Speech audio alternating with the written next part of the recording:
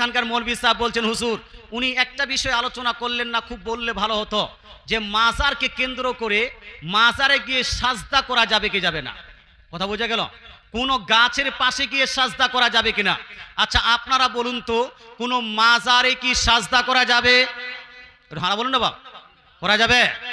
সাজদা একমাত্র কার জন্য? আলা হযরত আজিমুল বরকত মুজাদ্দিদুদ্দিন মিল্লাত।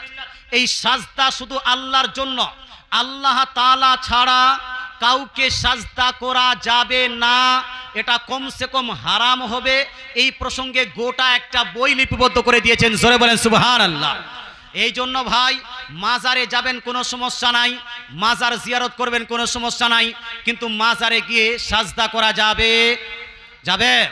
যাবে না। আচ্ছা কোনো পীরকে সাজদা করা যাবে ভাই? যাবে?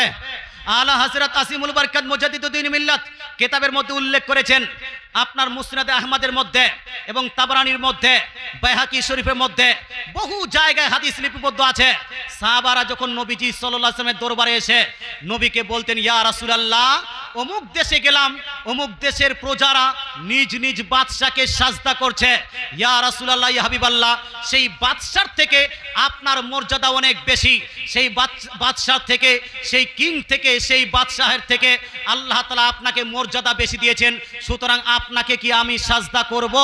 আল্লাহ তাআলা রাসূল বলছেন, না না না, কখনো আমাকে সাজদা করবে না। আল্লাহ ব্যতীত আমি যদি কাউকে সাজদা করার অনুমতি দিতাম তাহলে মহিলাদেরকে বলতাম নিজ নিজ স্বামীকে সাজদা করো, কিন্তু আল্লাহ তাআলা রাসূল মহিলাদেরকে নিজ স্বামীকে সাজদা করার পারমিশন দেননি, নিজের জন্য সাজদা করার পারমিশন দেননি। বলুন তো, নবীকে সাজদা করা যদি হারাম হয়, আমার নবীকে সাজদা করার যদি পারমিশন না পাওয়া যায়, নবীকে সাজদা করা যদি নিষিদ্ধ হয়, তাহলে বর্তমানে কোনো পীরকে সাজদা করা যাবে? হানা বলতে হবে, করা যাবে? করা যাবে না। কিন্তু কলকাতা 24 পরগনার দিকে কয়েকখানা পীর বার হয়েছে বাপ, এই পীর বীরভূমের দিকেও আনাগোনা শুরু হয়েছে, হয়তো কিছুদিন পরে মালদাতেও আসবে। এই পীরগুলোর মধ্যে অনেকগুলো পীর এমন বার হয়েছে যারা বলছে আমাকে সাজদা করো। পীরকে তাজিমি সাজদা করা হলো জায়েজ, অর্থাৎ তার কাছে সম্মানজনক সাজদা পীরকে করা যায়, কিন্তু আলা হযরত ফতোয়া দেন যে সম্মানজনক হোক অথবা তাআব্বুদি ইবাদতের উদ্দেশ্য হোক, যে কোনো সাজদা আল্লাহ তাআলা ছাড়া অন্য কাউকে করা যাবে? যাবে? যাবে না। আচ্ছা মাজারে যাচ্ছেন, রুকু করছেন, রুকু এই যে ঝুঁকছেন না, হ্যাঁ ঝুঁকে ঝুঁকে রুকু পর্যন্ত, অর্থাৎ ঝুঁকা, আলা হযরত বলেন এটাও নিষিদ্ধ, এটাও চলবে না। তাহলে করব কি? করব কি? তো আলা হযরত ওটাকে ব্যাখ্যা করে বলেছেন, মাজার জিয়ারতের, কবর জিয়ারতের সবথেকে উত্তম সিস্টেম হলো এই যে আপনি মাজার থেকে কমসে কম 4-5 হাত দূরে দাঁড়িয়ে যান, ওখানে দাঁড়িয়ে কোরআন শরীফ তেলাওয়াত করুন, দরুদ শরীফ তেলাওয়াত করুন, তাসবিহ তাহলিল পাঠ করুন, তাসবিহ তাহলিল পাঠ করার পরে আল্লাহর দরবারে দোয়া করুন, আপনার নিজের জন্য, নিজের পরিবারের জন্য, ইসালে সওয়াবের জন্য।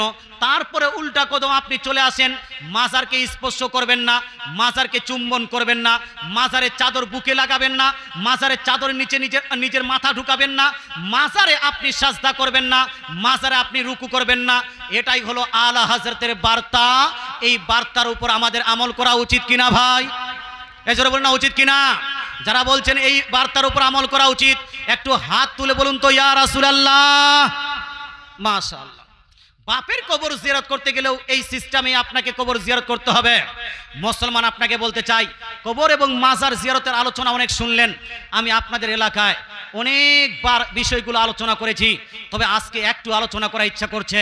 যেহেতু আলা হযরত আজিমুল বরকত মুজাদ্দিদুদ্দিন মিল্লাত আলাইহি রিজওয়ানের এই মাহফিলটি আপনারা সাজিয়েছেন, তাই তার বার্তাগুলো আপনারা নিয়ে যান এবং আমল করুন।